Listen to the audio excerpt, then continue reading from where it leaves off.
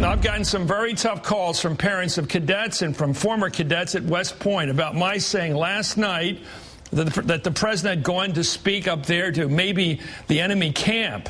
I was talking about the skepticism I saw on the faces in the crowd as President Obama spoke. Also, of course, about how West Point was where President Bush went in 2002 to make his most hawkish speech before the Iraq War. Now, I've heard too many politicians say things like, oh, that was taken out of context to explain something they wish they hadn't said. Let me just say to the cadets, their parents, former cadets, and everyone who cares about this country and those who defend it, I used the wrong words. And worse than that, I said something that is just not right. For that, I deeply apologize. As those who watch me regularly probably got right away, my point was that the military up at West Point was probably a skeptical audience for President Obama, given his strong position against the war in Iraq and generally more dovish image.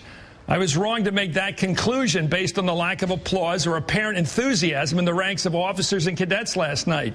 Cadets, one former cadet and a friend of mine just told me, aren't supposed to show that kind of reaction to a speaker.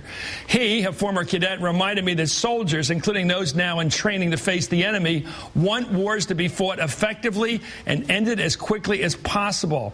I had no reason to assume that the cadets at West Point or their officers who were present last night are more hawkish than the president. People who have watched me over the years know, I think, of my strong devotion to this country and strong gratitude toward those who serve it in the military. It's because our military is so good and true. I want the civilians who make the policies and set the missions to get them right in this country's best possible interest. And by the way, it's something we're allowed to argue about in this country.